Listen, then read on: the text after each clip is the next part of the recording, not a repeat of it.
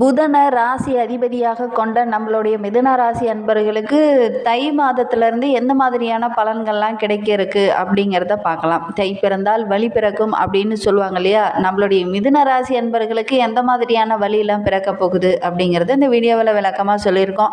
இந்த மாத கிரக நிலை எப்படி அமைந்திருக்கு அப்படின்னா, தன பாக்கியத்தில் பணத்தை அள்ளித்தர இருக்கிறார் இந்த மிதுன ராசி அன்பர்களுக்கு இந்த மாதத்தில் அப்படின்னே சொல்லலாம். எந்த ஒரு விஷயத்தில் கவனமாக இருக்கணும், அதே மாதிரி இந்த மிதுனத்தில் பிறந்த 3 நட்சத்திரக்காரர்களுக்கு எந்த மாதிரியான பலன்கள்லாம் கிடைக்கிறதுக்கு அப்படிங்கிறது இந்த வீடியோவில் விளக்கமாக சொல்லியிருக்கோம். நிச்சயமாக இந்த வீடியோ உங்களுக்கு பயனுள்ளதாக தான் இருக்கும். அதனால் வீடியோவை ஸ்கிப் பண்ணாமல் கடைசி வரைக்கும் பாருங்கள். நீங்கள் இப்போ தான் ஃபஸ்ட் டைமாக நம்ம சேனலை பார்க்குறதா இருந்தால் நம்ம சேனலை சப்ஸ்கிரைப் பண்ணிவிட்டு கூடவே இருக்கிற பெல் ஐக்கானையும் கிளிக் பண்ணிக்கோங்க. அப்போ தான் நாங்கள் போடுற ஒவ்வொரு வீடியோவுமே உங்களுக்கு நோட்டிஃபிகேஷனாக வரும். நீங்கள் மிதுன ராசி அன்பராக இருந்தால் மறக்காமல் நம்மளுடைய சேனலுக்கு ஒரு லைக் கொடுத்துக்கோங்க. உங்களுடைய உறவுகள் வகையில் யாராவது மிதுன ராசி அன்பர்கள் இருக்காங்க அப்படின்னா மறக்காமல் இந்த வீடியோவை அவங்களுக்கும் ஷேர் பண்ணி விடுங்க. எப்போவுமே இந்த மிதுன ராசி அன்பர்களை பார்த்தீங்க அப்படின்னா ரொம்ப சுறுசுறுப்பாக செயல்படக்கூடியவங்க. ஒரு வேலைக்கு பல வேலை கற்று வைத்திருக்கக்கூடியவங்க. ஒரு வேலை எனக்கு இந்த வேலை தான் தெரியும், மற்ற வேலை எனக்கு எதுவும் தெரியாது அப்படின்னு உங்கிற வார்த்தையே இடம் இல்லை. எல்லா வேலையும் கற்று தெரிந்து வைத்திருக்கக்கூடியவங்கள இந்த மிதுன ராசி அன்பர்கள் இருப்பாங்க. நீங்கள் பார்த்த உறவுகள் வகையில் அப்படி தான் இருக்காங்களா அப்படிங்கிறத மறக்காமல் எங்களுடைய கமெண்ட் பாக்ஸில் தெரிவிங்க.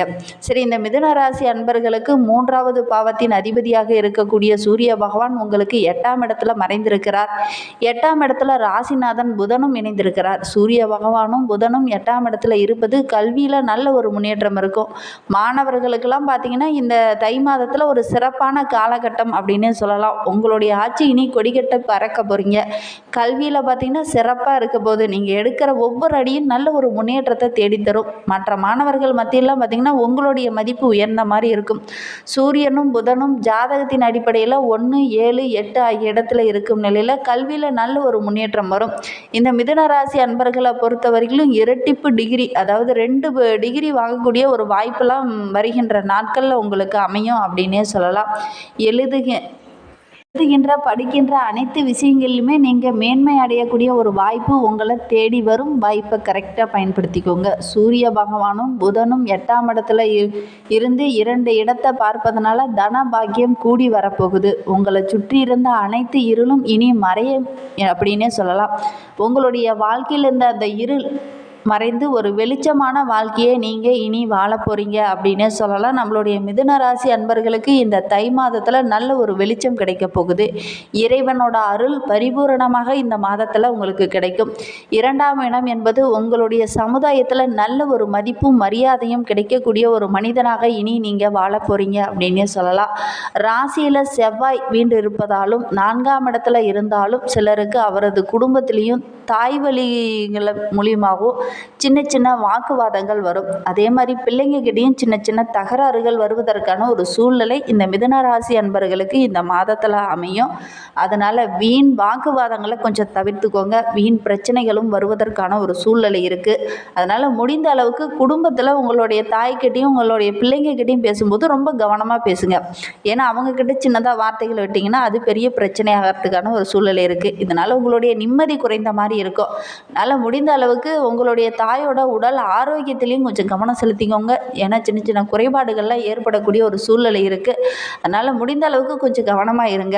நீங்கள் இருக்கும் வீட்டில் கூட ஒரு சிலர்லாம் பார்த்தீங்கன்னா இந்த டைமு பராமரிப்பு பணியெல்லாம் செய்யக்கூடிய ஒரு சூழ்நிலை இருக்குது. புதிய வீடு கட்டுவதற்கான யோகமும் இருக்கிற வீட்டில் ஏதாவது ஆல்ட்ரேஷன் பண்ணுற மாதிரி ஒரு யோகமும் இந்த டைமு அமையும். ஏதாவது ஒரு சின்ன சின்ன செலவுகள் இந்த டைமு ஏற்படும். அதனால் முடிந்த அளவுக்கு இந்த மிதுன ராசி அன்பர்கள் விரைய செலவாக ஆகிறதோட கொஞ்சம் சுப செலவுகளை நீங்கள் மாற்றிக்கிறது ரொம்பவும் நல்லது. 4ஆம் இடத்துல செவ்வாய் பார்ப்பதனால எந்த ஒரு விஷயத்திலையுமே கொஞ்சம் உணர்ச்சி வசப்பட வேண்டாம், கோபமும் பட வேண்டாம். கொஞ்சம் நிதானமாக இருங்க. எந்த இடத்துல என்ன காரியம் செய்தால் நம்ம சாதிக்க முடியும் அப்படிங்கிறத யோசித்து திட்டமிட்டு செய்தீங்கன்னா நிச்சயமாக இந்த தை மாதம் இந்த மிதுன ராசி அன்பர்களுக்கு சிறப்பாக அமையும். இதே செவ்வாய் 7ஆம் இடத்துல பார்த்து இருக்கிறதுனால 7ஆம் இடத்துக்கான அதிபதி 12ஆம் இடத்துல இருந்தாலும் 7ஆம் இடத்தை செவ்வாய் பார்த்தாலுமே புதிய தொழில் தொடங்குனீங்க அப்படின்னா அதில் நல்ல ஒரு முன்னேற்றம் இருக்கும். அதுவும் கூட்டாளர்களாக சேர்ந்து தொடங்குனீங்க அப்படின்னா அந்த தொழில் சிறப்பாக அமையும் அப்படின்னே சொல்லலாம். பகலெல்லாம் கடினமாக உழைச்சிட்டு இரவு நேரங்களில் பார்த்திங்கன்னா சின்ன சின்ன வாக்குவாதங்கள் பிரச்சனைகள் வருவதற்கான ஒரு சூழ்நிலை இருக்குது. எல்லா விஷயத்துலையுமே கொஞ்சம் நிதானமாக இருங்க. உங்களுடைய கூட்டாளர்களே உங்களை ஒரு சில டைம்லாம் பழி வாங்கக்கூடிய ஒரு சூழ்நிலை இருக்குது. அதனால் கொஞ்சம் கவனமாக இருந்துக்கோங்க. கவனமாக இருந்தீங்க அப்படின்னா உங்களுடைய எண்ணங்கள் அனைத்துமே நல்ல ஒரு முன்னேற்றத்தை தேடித்தரும். அதே மாதிரி எந்த ஒரு விஷயத்தையும் பெரிதாக எடுத்துக்கொள்ளாதீங்க. கொஞ்சம் நிதானமாக இருங்க. இந்த டைமு பெரிதுபடுத்தி எந்த ஒரு விஷயத்தையும் பேசுனீங்க அப்படின்னா சின்ன சின்ன பிரச்சனைகளையும் வாக்குவாதங்களையும் சந்திக்க வேண்டிய ஒரு சூழ்நிலை இருக்குது.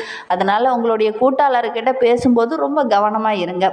உடன் பிறப்புகளாலேயும் அதே மாதிரி உங்களுடைய கூட்டாளர் வர்க்கத்திற்கிட்டையும் பேசும்போது கொஞ்சம் கவனமாக பேசிக்கோங்க. நீண்ட நாட்களாக பழகிய உங்களுடைய நண்பர்கள் இந்த மாதத்தில் உங்களுக்கு உதவிகரம் நீட்டுவாங்க. அதற்கான வாய்ப்பு உங்களுக்கு அமையும். அதே மாதிரி அரசு துறையில் இருக்கிறவங்களுக்கு, கார்ப்பரேட் துறையில் இருக்கிறவங்களாம், இதில் வேலை செய்கிறவங்களுக்கெல்லாம் இது ஒரு அற்புதமான காலகட்டம் அப்படின்னே சொல்லலாம். சிறப்பான பலன்களை இந்த மாதத்தில் நிறைய கிடைக்கும். அந்த வாய்ப்பை கரெக்டாக பயன்படுத்திக்கோங்க. அதே சமயம் நெருப்பு சம்மந்தமான தொழிலில் இருக்கிறவங்க, குறிப்பாக பெட்ரோல், டீசல், பட்டாசு தொழிற்சாலையில் இருக்கிறவங்க, கேஸ் நிறுவனத்தில் இருக்கிறவங்க, கெமிக்கல் தொழிற்சாலையில் இருக்கிறவங்களுக்கெல்லாம் இந்த மாதத்தில் நல்ல ஒரு லாபம் கிடைக்கும். இந்த மிதுன ராசி அன்பர்கள் இந்த தொழிலில் இருக்கிறவங்களுக்கெல்லாம் நல்ல ஒரு முன்னேற்றம் கிடைக்கும். அதே மாதிரி நீண்ட நாட்களாக சின்ன சின்ன கடன் பிரச்சனையில் இருந்தவங்களாம் அந்த கடனெல்லாம் அடைச்சிட்டு ஒரு நிம்மதி பெருமூச்சு விடக்கூடிய ஒரு மாதமாக இந்த தை மாதம் இந்த மிதுனராசி அன்பர்களுக்கு அமைந்திருக்கு அப்படின்னே சொல்லலாம். இருக்கின்ற பொருள், கிடங்குகள் இதெல்லாம் வைத்திருக்கிறவங்க கொஞ்சம் கவனமாக இருக்கிறது நல்லது. ஏன்னா ரொம்ப கிடங்குல போட்டு வச்சுருந்தீங்க அப்படின்னா சின்ன சின்ன பொருள்கள்லாம் கொஞ்சம் சேதமடையக்கூடிய ஒரு சூழ்நிலை இருக்குது. அதனால் கிடங்குகள் வைத்திருக்கிறவங்களாம் கொஞ்சம் கவனமாக இருங்க. 8ஆம் இடத்துல ஆவியாக இருக்கக்கூடிய சூரியன் புதனை பார்க்க இருக்கிறார். செவ்வாய் சூரியனை பார்ப்பதனால அவசர கோணத்தில் வாக்கு கொடுப்பதனால கெட்ட பெயர் எடுக்கக்கூடிய ஒரு சூழ்நிலை இருக்குது.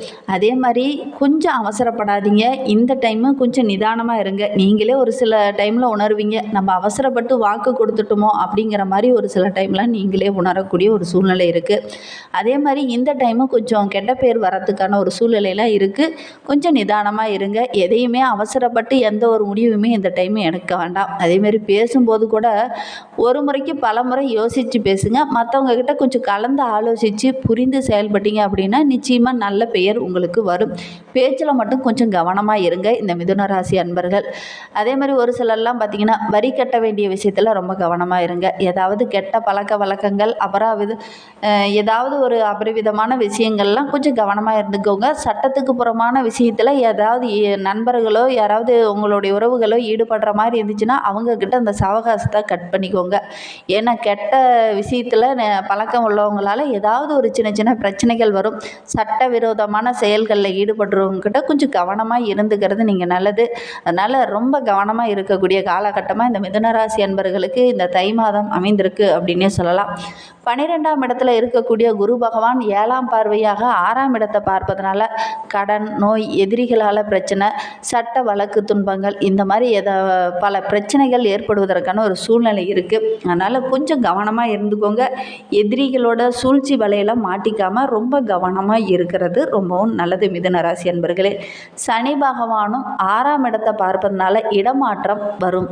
ஒரு சிலர்லாம் இருக்கிற வீட்டை விட்டுட்டு வேறு எங்கேயாவது குடிபெயரலாமா அப்படிங்கிற ஒரு நிலைமைக்கு வருவீங்க. ஒரு சிலர்லாம் வேலை செய்கிற இடத்துல கூட இந்த வேலையை விட்டுட்டு நம்ம அந்த வேலை செய்யலாம், நமக்கு தான் அந்த வேலையும் தெரியுமே, அந்த வேலைக்கு போய் நம்ம ஜாயின் பண்ணிக்கலாம் அப்படிங்கிற மாதிரி இருக்கிற ஒரு எண்ணம் இந்த டைமு மேலோங்கும். அதே மாதிரி வெளிநாடு, வெளியூருக்கு போகக்கூடிய ஒரு யோகம்லாம் இருக்குது. அங்கு பணியாற்றும் நபர்கிட்ட நல்ல ஒரு வாய்ப்பு இருக்கும்.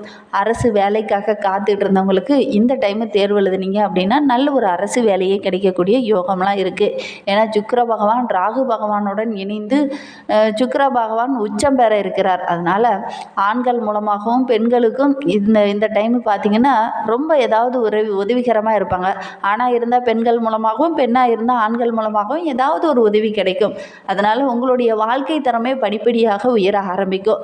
ராகுவோட சுக்கிரன் அமர்ந்திருப்பதனால பயணங்கள் செய்வதற்கான ஒரு வாய்ப்பு இருக்கும். எங்கேயாவது வெளியில் போகலாம், ஆன்மீக பயணங்கள் போகலாம், தீர்த்த யாத்திரை எங்கேயாவது போகலாம், பெருமாள் சன்னதிக்கு எங்கேயாவது போகலாம் அப்படின்னு ரொம்ப நாளாக பிளான் போட்டு வச்சுருந்துருப்பீங்க. அதெல்லாம் சின்ன சின்ன தடைகள், இடையூறுகள் அப்பப்போ வந்துக்கிட்டே இருந்திருக்கும். ஆனால் இந்த டைமு முயற்சி பண்ணீங்க அப்படின்னா அந்த வெளியூர் செல்வதற்கான ஒரு யோகம்லாம் வாய்ப்பெல்லாம் தேடி வரும். வண்டி வாகனம் தொடர்பாக சில பேர்லாம் தொழில் தொடங்கலாமா அப்படின்னு கேட்டிருந்தீங்க. கண்டிப்பாக தொடங்குங்க, நல்ல ஒரு லாபம் கிடைக்கும். சுக்கிரன் கேதுவோட பார்வை இருக்கிறதுனால மனைவி, பாட்டி, தாத்தா இவங்களுடைய உடல் நலத்தில் கொஞ்சம் கவனமாக இருந்துக்கோங்க.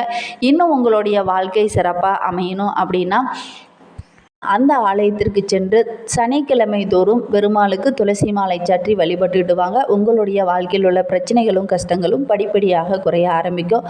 நம்பிக்கையோட இந்த ஒரு விஷயத்தை மட்டும் செய்துட்டு வாங்க. இந்த மாதிரி பயனுள்ள தகவலை நீங்கள் தொடர்ந்து கேட்க நம்ம சேனலை ஃபாலோ பண்ணுங்கள். தேங்க்யூ. ஜோதிட ரீதியாக ஏதாவது சந்தேகம் இருக்குன்னா மேலே டிஸ்கிரிப்ஷனில் நம்பர் கொடுத்துருக்கேன். அந்த நம்பருக்கு கான்டாக்ட் பண்ணி முன்பதிவு செய்துக்கோங்க. தேங்க்யூ.